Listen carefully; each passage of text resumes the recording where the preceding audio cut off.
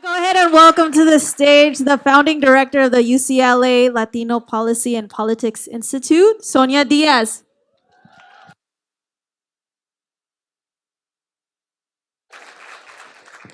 Good evening. I'm just so thankful at how packed this room is. Thank you for spending your Saturday night with us. It means the world. And I'm so excited because there's a huge debt of gratitude to the Murguía family for supporting my leadership, specifically for making this conversation, which has only really happened once at the University of Kansas, which is an alma mater of both the esteemed advocates that are come to the stage, the esteemed attorneys, the esteemed American leaders. With that, I just want to introduce a conversation. I want to frame it because I was able to watch that conversation at the University of Kansas that occurred not specifically 10 years ago, but maybe, 8 years ago. And it was great, right? There was a lived experience with that campus and that state. But what I think is really important about today is in knowing and understanding the contours and the facets and the ingenuity of Latinx life in this country is how many things to me are a movie. I'm really looking at things in narratives because one of the reasons that we have the policies that we have is we don't see people as full. And I'll take it a step further. We don't see people. And so this is a story that is an American story. It's a story of grit. It's a story of perseverance. It's a story of success. And ultimately, it is a story that is our story. It's our story. And I really want to thank the ability to partner in this story with something else that's ours, the Smithsonian. The Smithsonian is ours. And the Smithsonian is ours in all facets, whether it's space. I always say, every issue is a Latino issue, including space policy. But ultimately, what we have here is institutions working together to tell an American story, to no longer be erased. And I'm really excited that we have somebody from the Smithsonian's National History Museum of American History, and that's Dr. Margaret Salazar-Porzio. She's amazing. She's fantastic. She's done curated so many exhibits, and in many ways, this conference is curation. Each and every single one of you is here intentionally. Now, what we're going to have is a conversation that is going to go into the history of this country, not just through the nation's preeminent public university, which is the University of California, Los Angeles, but through our nation's historic museum about American life, American culture, American society. And so what I want to share is that there just is a level of intellectual acumen that has not been unleashed in public discourse. Each and every single one of you are agents of creativity, of leadership, of analytical thinking, critical writing, you name it. But too often, we're singular in the lanes that we are invited to participate in. And so what you're going to see right now is the dynamism within one family, and it's not even the whole family that is here. And so what you'll learn is just a story of America. I want to reiterate that because there is an exceptionalism. As much as, I totally agree, this theory of American exceptionalism, we can criticize that. But what you're going to see right here is emblematic of that. It's about a family that really worked hard and had not one, not two, not three, but 4 lawyers in the family. And so I want to welcome to the stage Judge Mary Murguía, the first Latina Chief Justice of the Ninth Circuit Court of Appeals.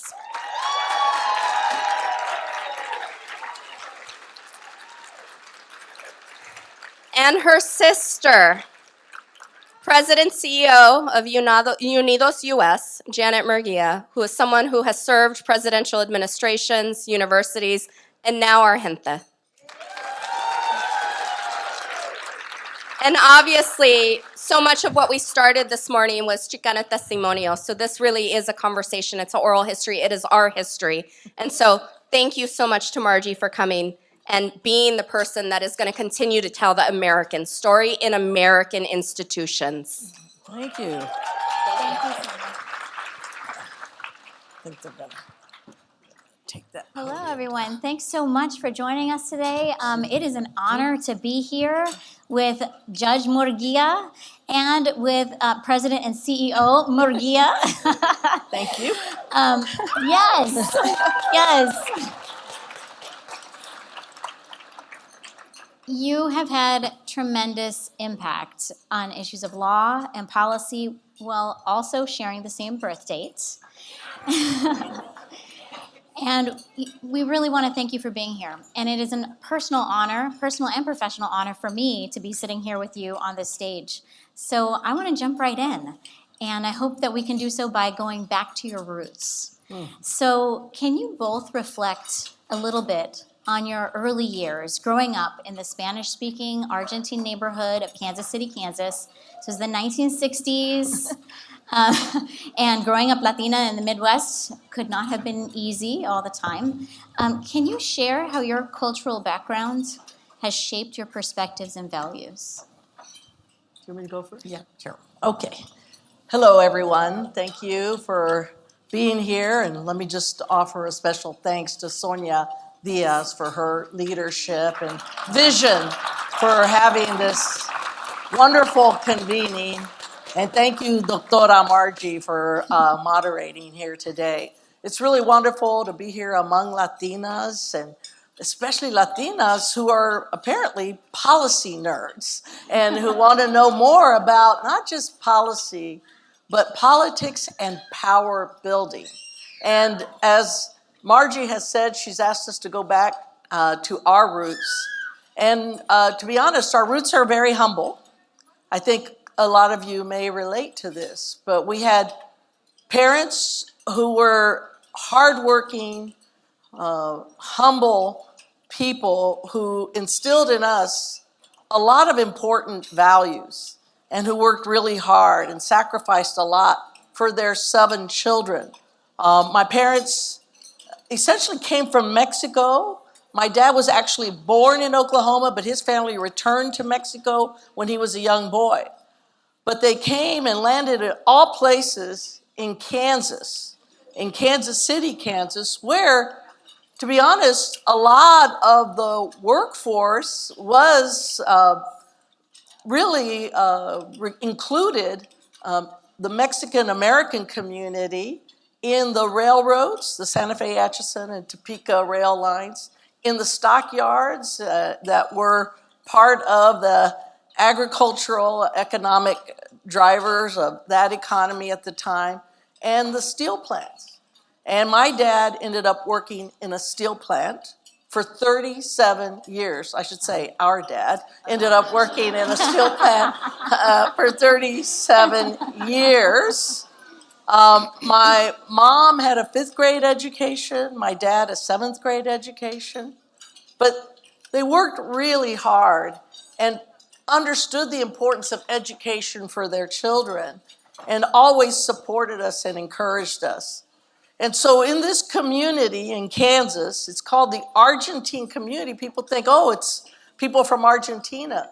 But because it was a silver smelting town, the Latin root for silver is argentum. It was named Argentine. But it was a predominantly Mexican-American neighborhood that we grew up in. And we saw so many hardworking families, really lower middle-class families working hard to search for that American dream. And so we felt like we were very much a part of a smaller community. We might as well have been in our own little town, often sheltered from a lot of the other sort of communities. So there was a lot of self-segregation back there, even so much where there were 2 Catholic churches, like 2 blocks from each other. But guess what? One was for the Mexican-American community, the other was for the others. And so we grew up really understanding that maybe my parents didn't have a lot of money, but we were rich in our ability to cling to each other and to support each other and to appreciate the sacrifice that our parents made for us. Do you want to add to that, Mayor? Yes, thank you. I think what I would also add is that Janet said, you know, we kind of grew up in our own little town. If you walked into our house, you might have thought you were in Tangancicuaro, Michoacan, Mexico, because the values and the culture of our upbringing very much reflected that small town where my parents grew up and was their hometown. And so everything was sort of geared towards how, you know, how would people react in Tangancicuaro if they heard this or that? And that was kind of a mind bend for us because here we're being exposed to American ways, but we always had to remember, you know, maybe what the reaction of people in Tangancicuaro, Michoacan, Mexico might be. But, you know, there's very traditional roles that the girls and the boys had. I mean, we had all the housework. My brothers had the outdoor work, but it was very servant oriented to the men in our family. They got to sit and eat first. If they wanted water and we were sitting down with them, we have to get up and get them water. If they were ready to, we made their beds in the morning and then we unmade their beds. We turned down their beds at night. So it was some pretty strong sort of cultural view of men and women as well. You know, all of that just kind of influences how you operate in the world and what your trajectory ends up being. I'm wondering if you can also talk a little bit about how this contributed to your sense of identity, to your commitment to public service, and also, you know, if you could identify some turning points, if there were turning points in your lives that had a major impact in your trajectory and how you proceeded. Well, I'll just say that, again, I feel like we were blessed with wonderful parents who encouraged us, supported us, but always taught us to be humble and to be grateful and to help others. I think we were inspired in part by positive aspects of my mom and my dad. My mom had an incredible sense of wanting to help others and being thoughtful of neighbors and she used to say, nuestro prójimo. Hay que ayudar a nuestro prójimo, and that's your fellow person, your neighbor. And we saw her always acting with compassion and trying to help those. Many other families came up from Mexico, and she was always there to support them. And we didn't have a lot of resources. You know, it was 9 of us in this really small house. The kids basically slept dormitory style in the back of the house. And my mom washed with a ringer style washer the clothes for 9 people. One bathroom. And for 9 people. And it was very challenging, just the resources. But, you know, she knew that there were always those who had less. And so if it was, she would cook an extra, you know, sartén of macaroni and cheese, and she'd frijoles and send it to the church or to the food kitchen. And so that example was very powerful for us, knowing that they struggled just to make ends meet, but then whatever they had, they gave. And from my dad, he had a strong sense of fairness, a strong sense of justice. And one of his sayings, I'll never forget it, was, he had a couple, but one was, he goes, just remember, you're never better than anyone else, but you're also not less than anyone else. And he taught us to stand up for ourselves and to be proud of who we were and to value ourselves. And to speak up for ourselves and to speak up for others who maybe didn't have a voice. that was really true. And there were examples of him doing that, and those was very powerful. And they also wanted to understand that this country was really special. And he would also say, aquí en este país el sol sale para todos. So we knew that meant that there was opportunity. They encouraged us. And that was a very important message that they sent to us. I mean, they didn't say, you'll go to school and you'll do great. It was just by their actions and their example. I understand that your father also had an experience when he was younger that had a significant impact on your life and career. Would you share that? Well, I remember him telling a story about how when he came from Mexico, he had been born in Oklahoma, but all he had was his baptismal certificate. He didn't have his birth certificate. And apparently he got stopped or detained and brought before a judge. And he told the judge the story. He said, if you let me out, I'll go get my birth certificate, but all I have is my baptismal certificate. And he said, the judge said, okay, I'm going to let you go. Come back and show me your birth certificate. And so he went and he got his birth certificate, and he came back and he showed the judge, and he just remarked on how incredibly fair that judge was. And that resonated with me. I mean, I remember him telling that story. Well, it could have been a very different turnout. And so for you, that must have been something that made you say, this is something that I want to pursue fairly. Yeah, I think that it certainly had an impact on me, and I think that's kind of borne out. Yeah. You should also know, we had 7 kids, and I think it's really remarkable that all but one of us have a post-secondary education. My oldest sister, with all the challenges that they have, our oldest sister is special needs.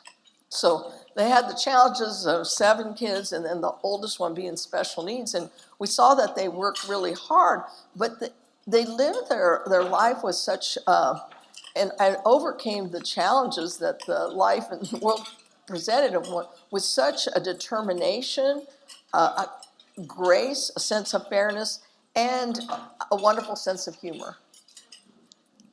They never complained, except for when I went to Washington, D.C. My mother was like, ¿para qué vas a ir allá? ¿Qué hay allá? ¿Aquí puedes trabajar? I had my law degree. I had this incredible experience in a program called Girls State and Girls Nation, where I got exposed to Washington, D.C., and I decided I really wanted to go back. But my mom was like, she wanted us all together. ¿Para qué vas a ir allá? Vente. And I worked on Capitol Hill. I got a job as a counsel for one of the committees. And yeah, I ended up working not only in the East Wing, but the West Wing of the White House for President Clinton. And my mom would still say, ¿Y cuándo te vas a venir? There were there was one particular moment that I thought I could get away with. But during one of the times that I was in the Clinton White House, I actually got assigned to work with the First Lady, Hillary Clinton, of course. I see one of my colleagues in the audience from that experience, Maria Chaveste. Congratulations for your incredible leadership and your career, Maria. Thank you for contributing. But I remember, because my mom would always ask our sister Rosemary, ¿Para dónde queda Washington, D.C.? Because she would always, before she went to bed, wanted to do the bendición. And so she wanted me to call her every day. This is after I'd been working in Washington for a long time. I finally worked on the special project with the First Lady at the time, and I hadn't called her for about a week. And I thought, no problem, I'm going to tell her about my work. And I said, Mom, es que estoy trabajando con la primera dama y he estado muy ocupada. There's silence on the other end of the phone. And all I hear is, yo soy más primera que la primera dama. I'm the first lady. It was only finally when I brought home a picture. And it was a picture of me, President Clinton, and the Pope. And then she looked at me and she says, "Sí tienes buen trabajo."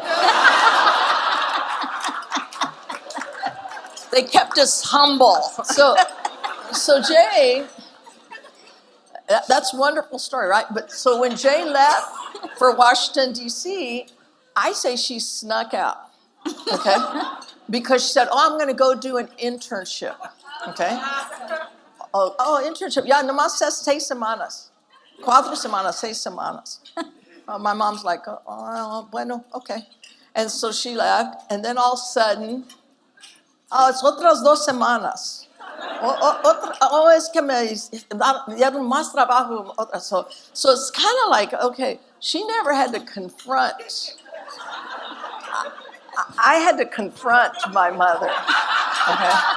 When I went from Kansas to Arizona, where I got my job as a federal prosecutor in the District of Arizona.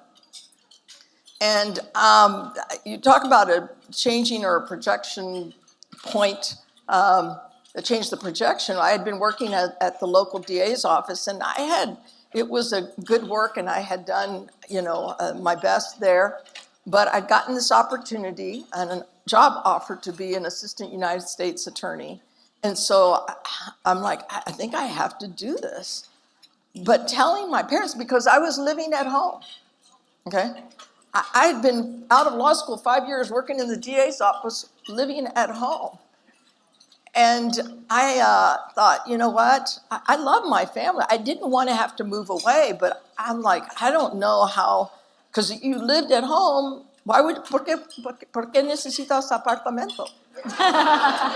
Well, it's just, people, I don't know, aquí tienes todo, te lavo tu ropa, tienes comida. I'm like,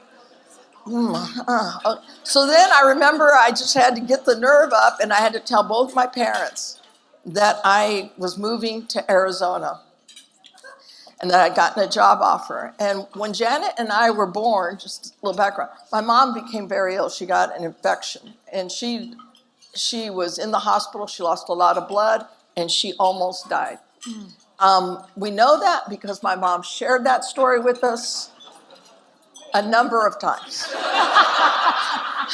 We were going to go out, something like, casi me morí cuando hacía. Okay, how's that relevant? That's okay, all right. And so this time I'm telling her, and so I'm telling my dad, and he's like, well, how much does it pay? And, cuánto te van a dar? And I'm like, well, it's a lot more money than I'm making now. And so then he goes, well, maybe tienes que ir. And my mom was cooking. We were in the kitchen. My mom was cooking, and all of a sudden she's like cutting hard, And she goes, ¿a poco? Muy fácil para tu papá que te deje ir. And I said, Mom, yo sé que casi te moriste cuando nosotros nacimos. She goes, no, casi me mataron. Finer point. So Janet was spared that, okay? The Pope, the President, and me. I just had to deliver that. But I left, and I think that was a turning point for me, because going to Arizona, working as a federal prosecutor, I later had the opportunity to work with Janet Napolitano. She became the U.S. attorney there. She was a wonderful mentor for me. Yeah. And then from there, I went to work at Main Justice in Washington, D.C., working for Attorney General Janet Reno, and she was also a wonderful mentor to me. And that was my trajectory when I was there. Then when I was going to leave there after the Clinton administration, I was asked if I would consider being a district court judge in Arizona. And there was never been a Latina judge in Arizona at the federal level, and so I said yes, and so that was clearly it was President Clinton who appointed. President Clinton. So I want to I want to go back to how you have complemented each other and maybe had a little competition with each other. But before we go there, you both touched on how you moved out thousands of miles away in some cases from family, and that must have been really difficult. At the same time, you've been in these places in Arizona and in Washington, D.C., and you've seen a lot of changes. So can we kind of zoom out a little bit, and can you tell us a little bit about what you've seen in terms of the changes in Arizona and D.C., and how they might be reflective of changes throughout the nation? Well, I think, I can't help but also see one of our great Latina leaders, Ambassador Vilma Martinez, and acknowledge her and my predecessor, Raul Izaguirre, who really helped to found the creation of then NCLR and now UnidosUS. But there were a lot of folks who worked really hard to advocate on behalf of the Latino community and who understood how important it was to move forward public policies that would open opportunities and close gaps in health and education and workforce and so many areas. And in that time, though, since I started in working in Washington, D.C. right out of law school in the late 80s, early 90s, Washington has changed a lot. It was always a place for vigorous debate, but unfortunately, the division that we're seeing today, the toxicity of the discourse, is something that is so disappointing and something that I believe is a reflection of how we've seen still so many attacks on our democracy and our community still be present as part of these public policy-making debates. And so for me, I do appreciate a strong sense and need for bipartisanship, for working across the aisle to find common ground, and yes, sometimes that means compromise. But today, you can't even find someone most often to be able to have a rational public policy discussion and to be able to find solutions so that you can find that common ground. And so for me, that's very disheartening. I will never give up in our efforts at UnidosUS or in my efforts as an advocate for our community to find solutions and to advocate for public policy that I know will move not only our community forward, but the country. But it has become very, very hard and very, very difficult and challenging. The Annenberg Foundation for Public Policy or Center for Public Policy in 2016 did a study and a survey and a poll, and 26% of the people it was a pretty widespread study, could name the three branches of government. Wow. And so they also, there's only 18%, and this was in 2016, 18% of the public, said they didn't trust government.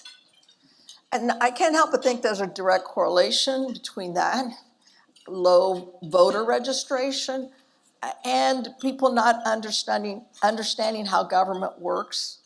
I think most people, we hear a lot from extreme sides of issues, but I can't help but think that the people want, at least from my view on the courts that protect individual rights and liberties, access to justice, and provides equality for all. And to resist the pressure that is put on by special interest groups and public pressure. I think at the core, that's what's important for our country. It's what distinguishes us. It's the rule of law. I understand there's role for special interest groups to advocate, but I think at a core, it's important to have, try to be as focused on consensus and moderation.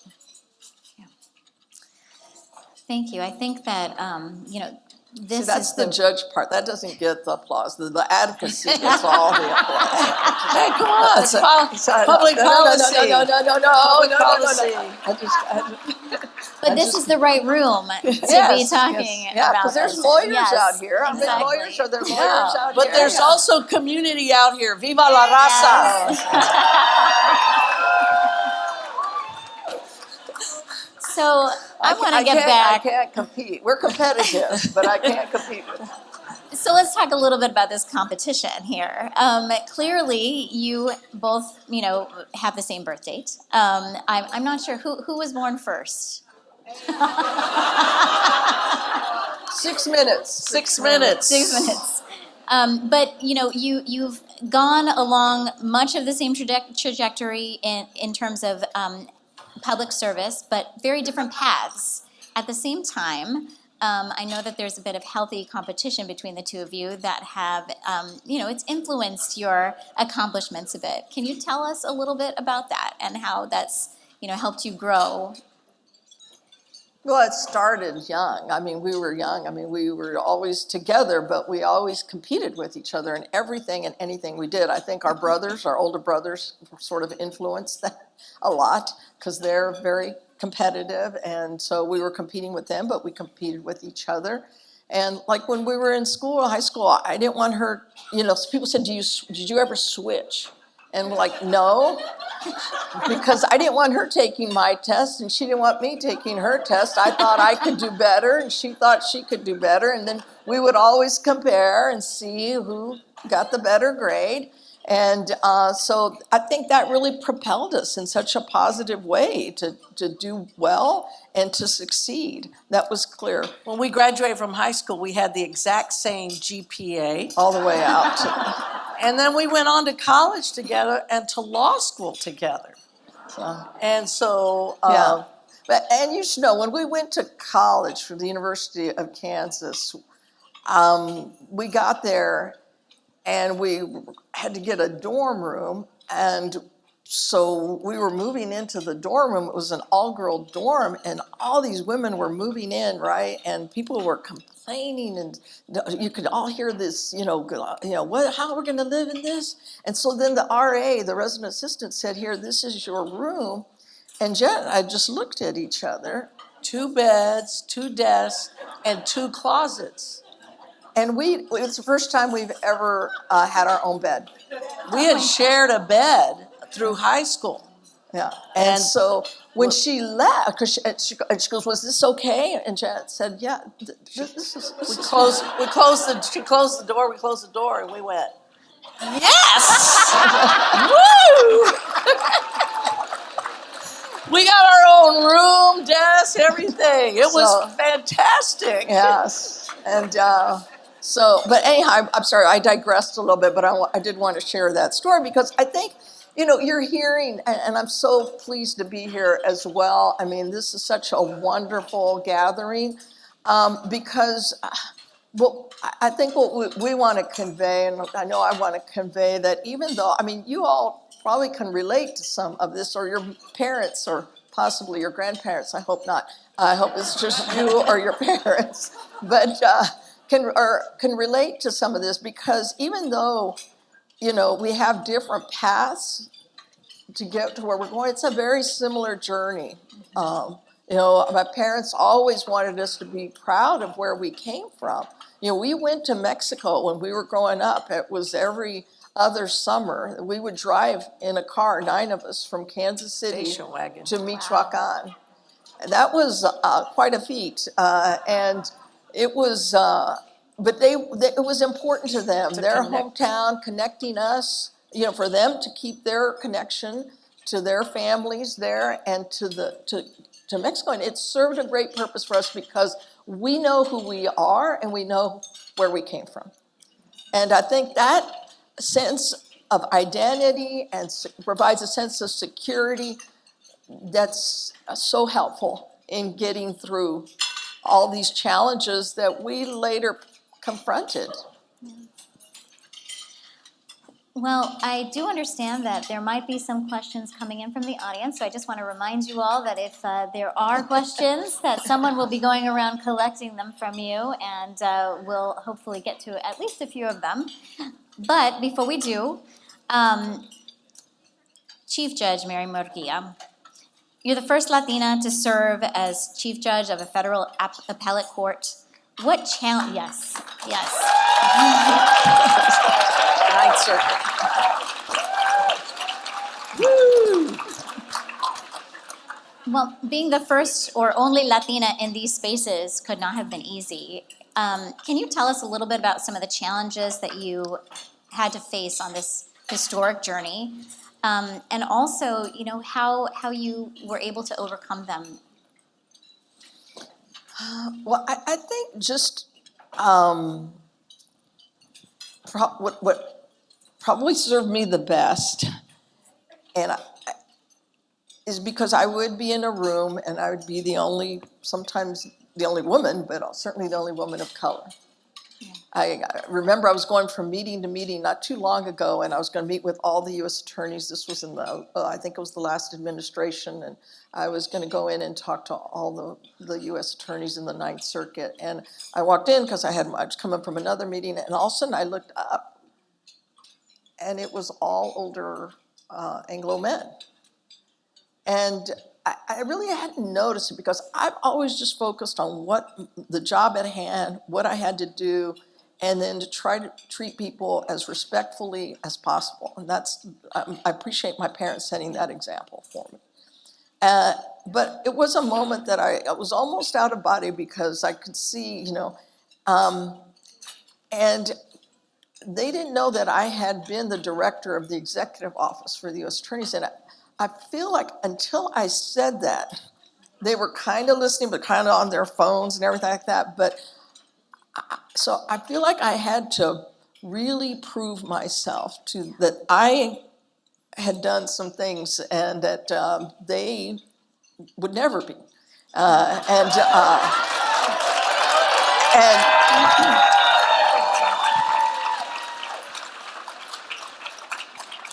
And that I knew what I was talking about. I mean, that maybe they should and could listen, but I, felt like I'd walked into the 1950s, and so, but I think you just go forward and you treat people as respectfully as possible. You let them know that you know what you're doing. And I guess, I'll just quote, Justice O'Connor, who we just lost. And, she's from Arizona.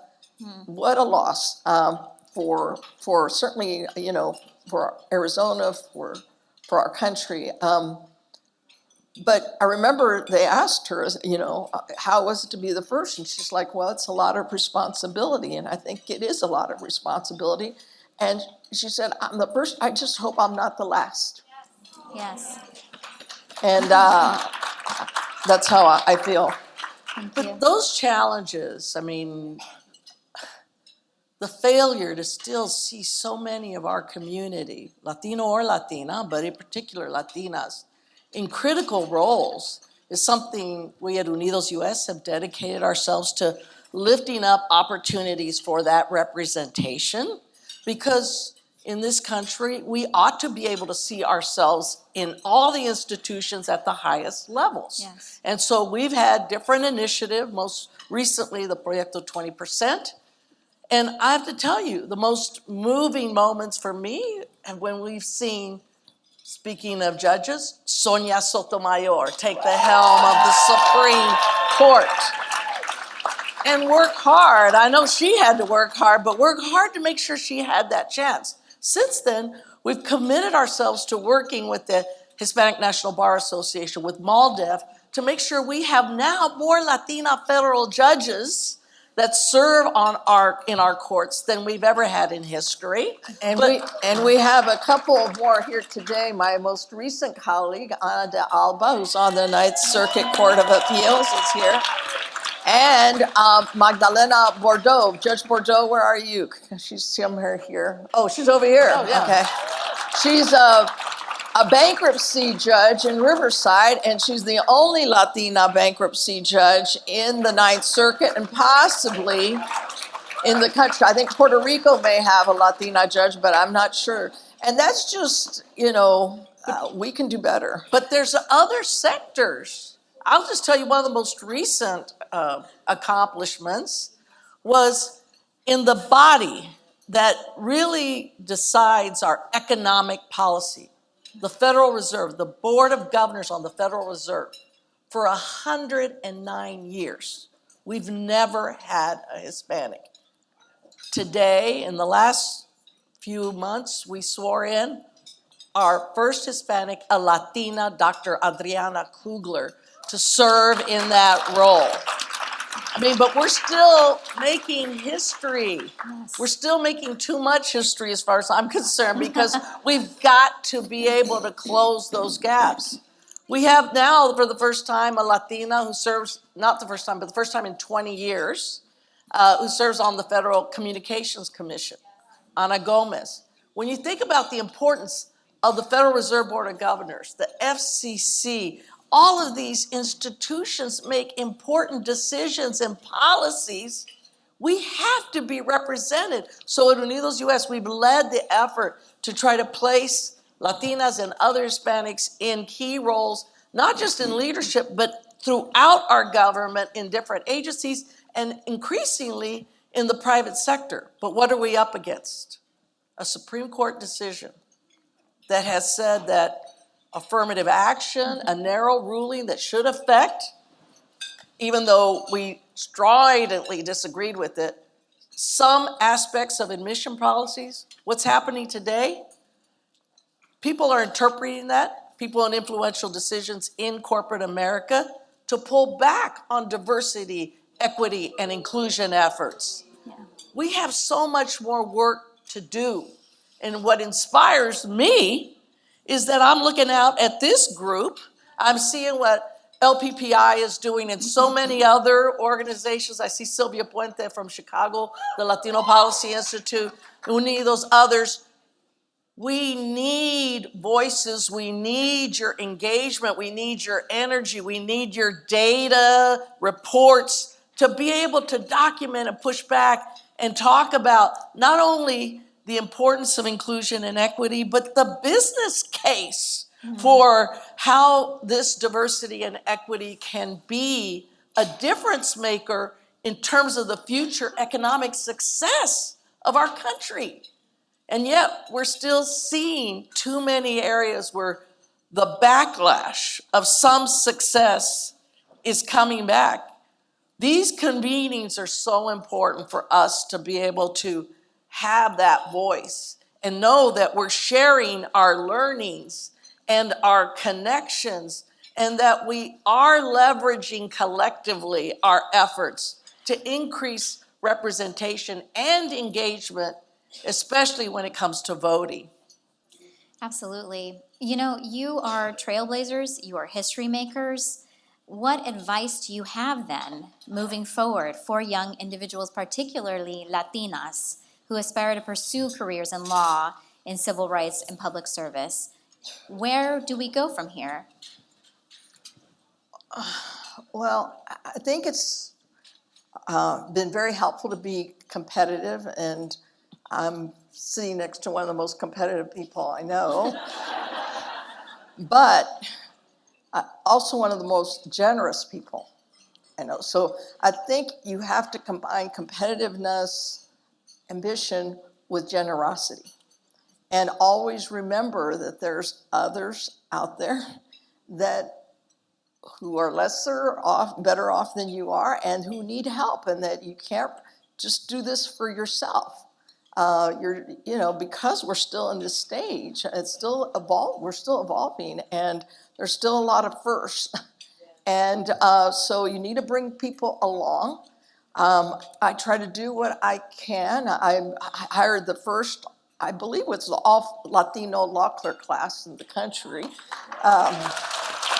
I have one of my law clerks here right now, Alexa Leon. She's from South Texas Valley. And I think that we need to just be aware. And then also, it's really hard to get caught up in all this vitriol. And it's really important to stay, I think, above it. And just do your work and do it with integrity. Because in the end, they're going to say, oh, that person, oh, that Latina, she can do that. And you're paving the way for others by the example and just being visible. Just being visible. I mean, that's Janet and I mean, we're visible, and try to use that visibility in the best possible way to help others along the way. Yeah, I would just build on that, maybe a little bit more, a little bit. Look, I think we have to be advocates. There's no question about that. We have to use our voice. But we do have to remember I'm a judge. that we do have to, hey,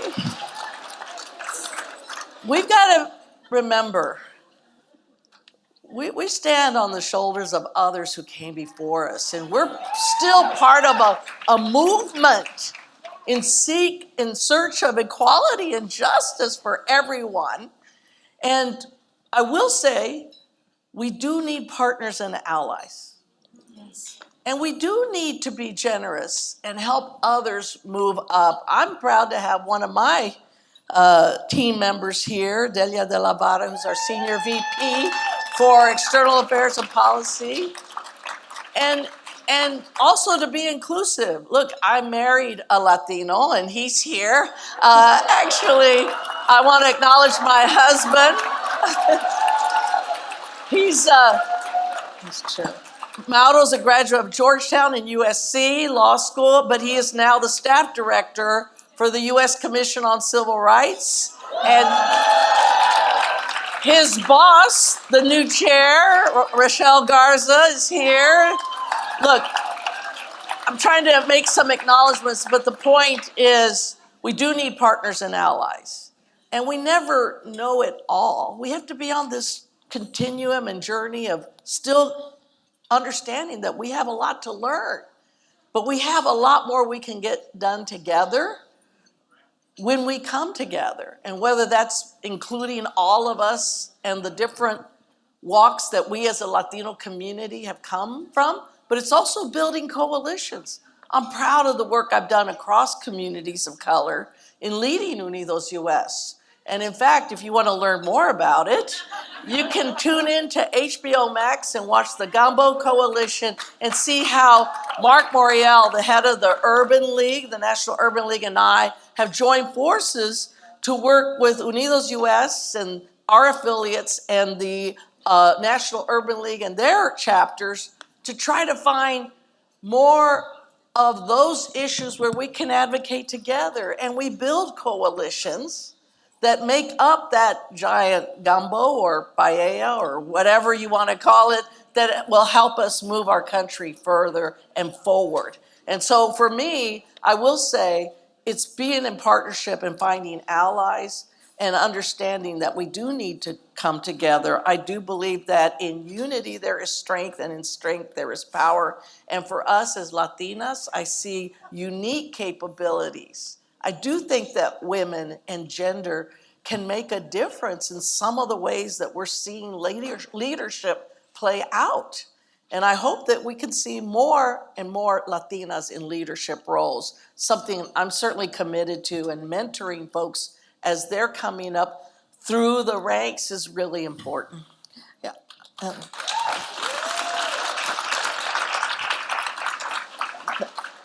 That's all real important. I just meant to say,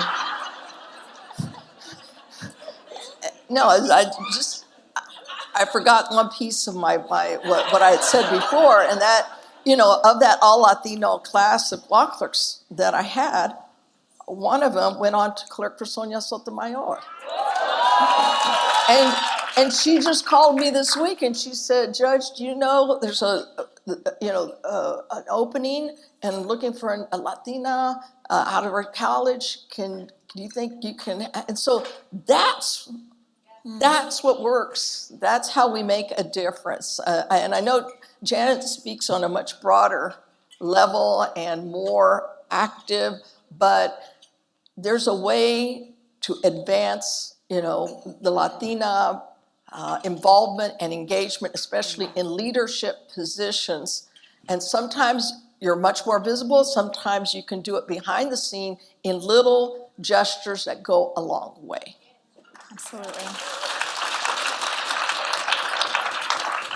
Here, tell the Well, this way. I want to thank you for being here. Well, I We need to do- tell one yeah, more oh, story. please. But I know there was a question, but some of you have heard this before. But we can't have a gathering like this without telling the story, because it was when Janet was at the White House in the West Wing, and I was a district court judge, and we had gone to Kansas City, and we were meeting there, and which we often did. It's the halfway point. And my mom was in the kitchen with my madrina, her comadre, and Janet's madrina too. And my madrina Sally was in the kitchen. My mom was working in the kitchen. And my madrina, I guess she was first generation Mexican. And so she had gone to school. And she said, I think she wanted my mom to understand that we were in these positions that she didn't know if my mom really understood the positions that we had. And she said, comadre, debes de estar muy orgullosa de las cuatro gemelas. Una es juez federal en Arizona y la otra, Janet, trabaja con President Clinton in la Casa Blanca. And so Janet and I, who had been reading in the living room, could hear this, and we both put down our reading material and like, what? I don't know what my mom's going to say. And so we was silence, and so my madrina said, debes de estar muy orgullosa de las cuatro. And my mom said, estaría muy orgullosa si supieran hacer tortillas de harina.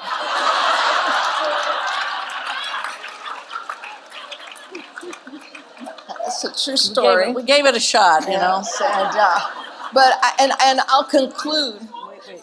You're going to ask her. I will answer the question, but that just reiterates that my mom, though, really wanted us to be grounded, and that humility was key. Again, they always wanted us to, succeed, but with some sense of humility, which I think I have a little more of than Janet does. Well, I want to thank you for this conversation. It's been. Are we wrapping up?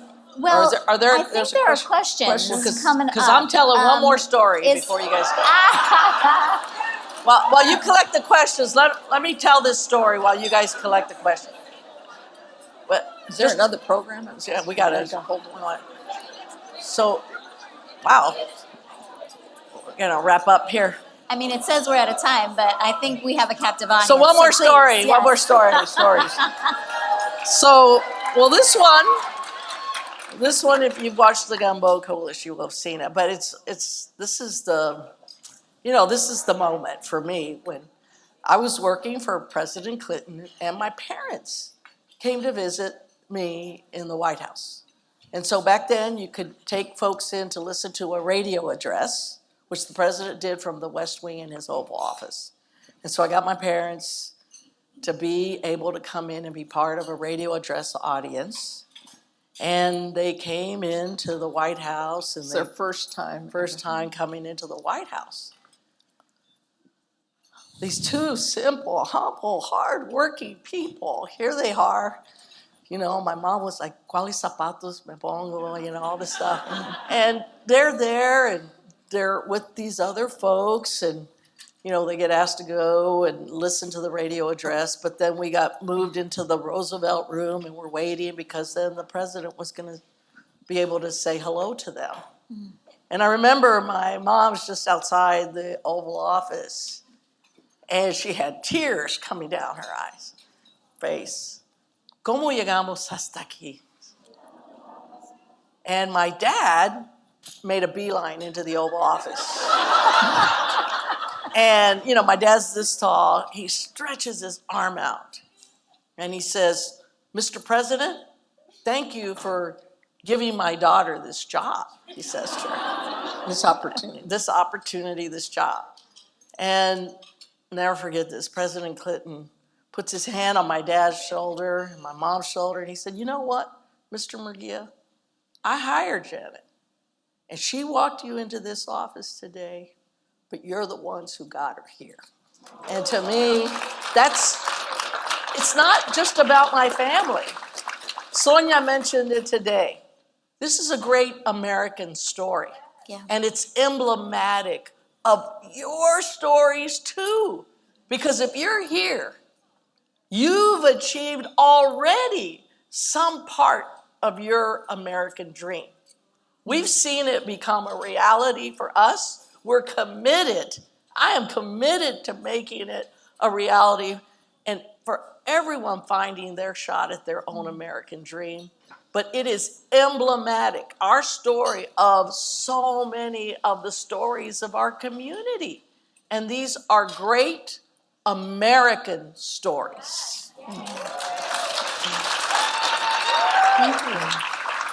We'll just take a couple. I think we have.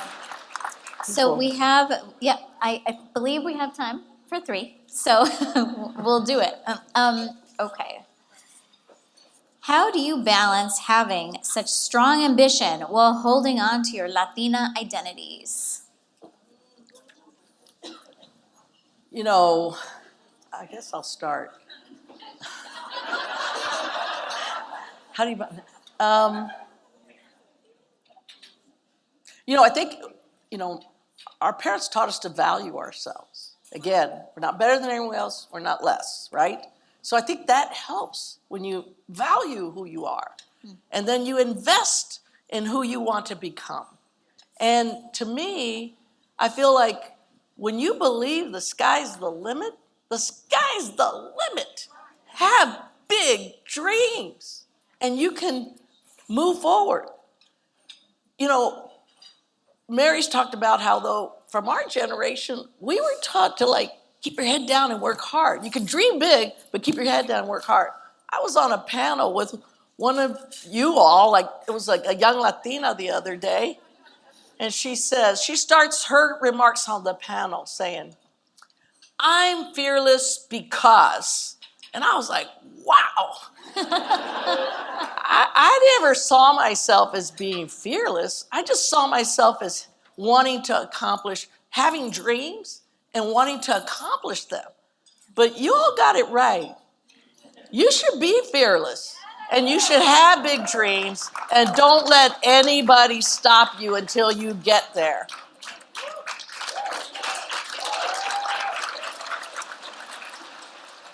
Go on. Top that.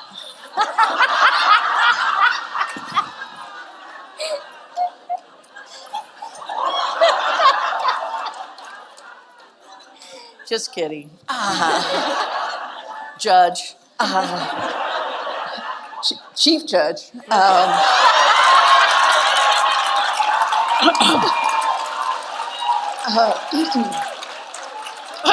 West Wing.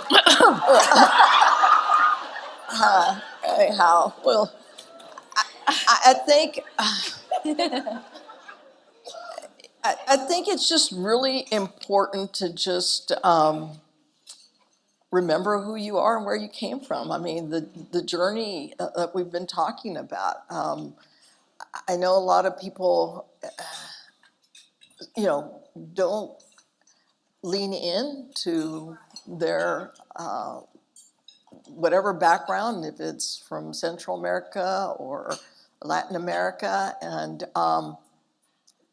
obviously it's their choice, but it's so much richer. Your life is, and I think you enrich others when you, are proud and have knowledge of where you came from and you have pride in your background. I know it's I think, made us confident or overconfident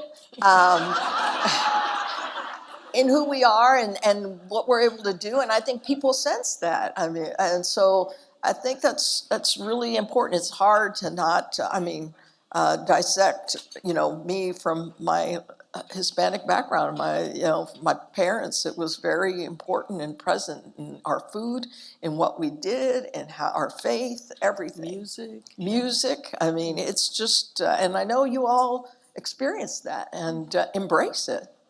Absolutely. Chief Judge, what advice would you give to aspiring Latinas who would like to become federal judges? Well, I think it's very basic. I don't know if it's anything more than, nothing's more important than your credibility. And so, I think that it's obviously true in the courtroom. It's obviously true when you're working on a case and you're presenting a case in court and to a judge. But I think it's true in every aspect. And I think that it's not worth it when you're arguing a case and you have a lot of pressure to win an issue or to work on something. You can't win at all costs. That competitiveness can be very helpful, but you can't win at all costs, because if you sacrifice your credibility, it's really hard to regain. First, time that you do something just for the sake of winning something or whatever, cutting a corner, it's really hard to regain that. And I think there's nothing more important than that. And even though you'll get a lot of pressure to succeed, either putting it on yourself or from others, and you have to resist that. And you have to just make sure that you preserve your credibility and you be honest in every aspect of what you're doing, especially as a lawyer. But it's important to network. I mean, you have to get to know some of these institutions that are advocating.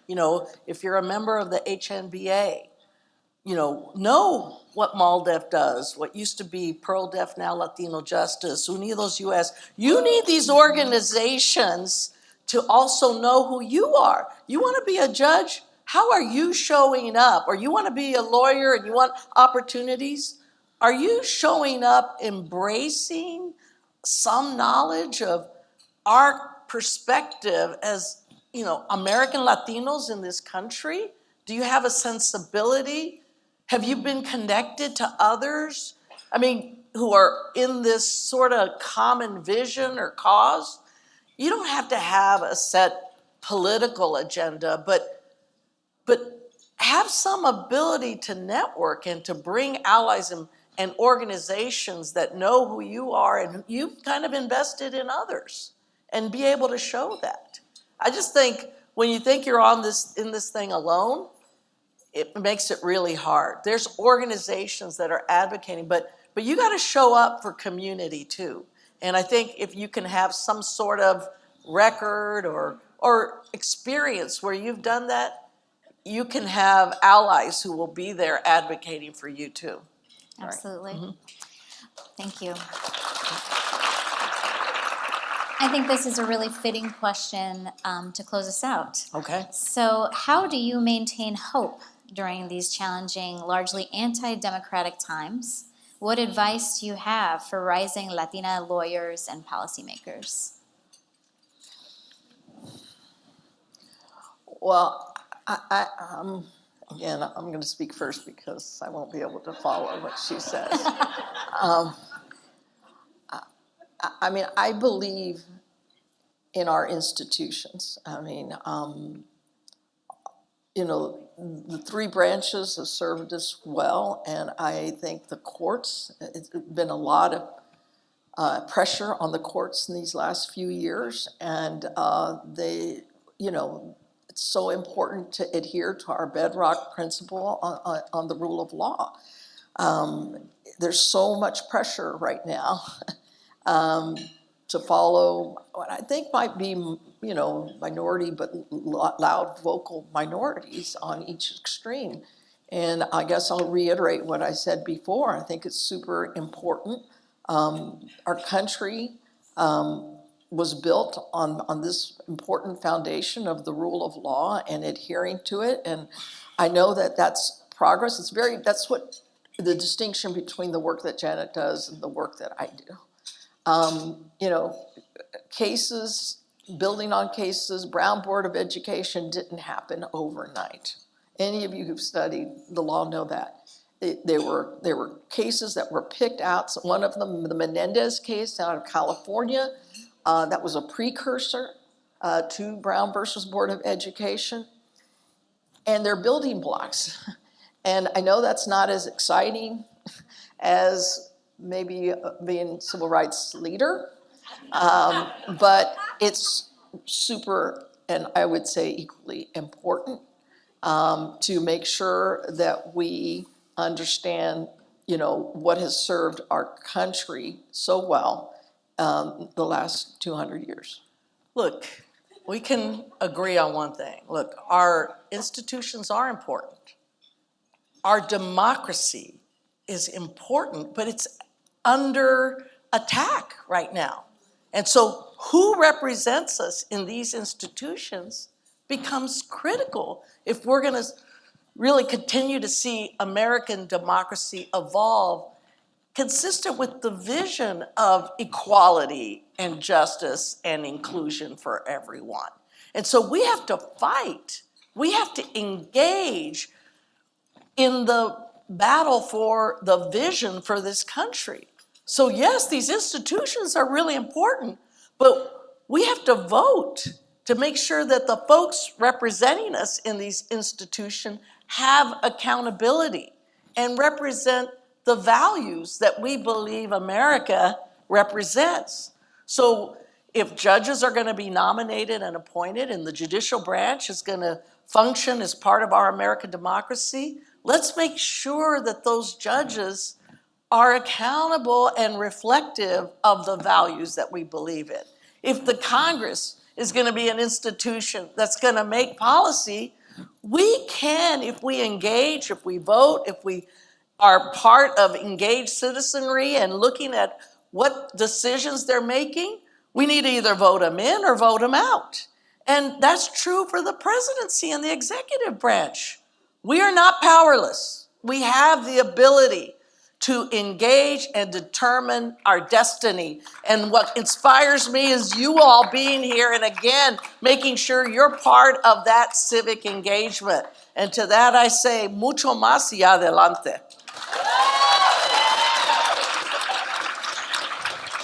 This was an incredibly unique opportunity to hear from both of these amazing women. Before we exit the stage, I want to thank you for the work that you've done for us, for the American people, for everyone who's here in this room and everyone in the next generation. So can I thank you? Well, let me just say, you've been here part of a, you know, it's sort of a undercurrent of humor for us to be this competitive. But, you know, Mary said, Judge Murguía said something. Look, I really admire her. We're fortunate to have her in the role of leadership that she is in. And we are really, I think, beneficiaries of someone who brings a unique perspective, but one that should be represented in the highest levels of our judiciary. And I know in that we have, yes, a great, healthy, constructive competition, but there's deep love here. If you haven't seen it, I assure you, we support each other. And I hope you all have support networks out there. Let me close by thanking Margie here for her great leadership at the Smithsonian and for helping try to moderate among these two leaders. Thank you. Thank you. Thank you.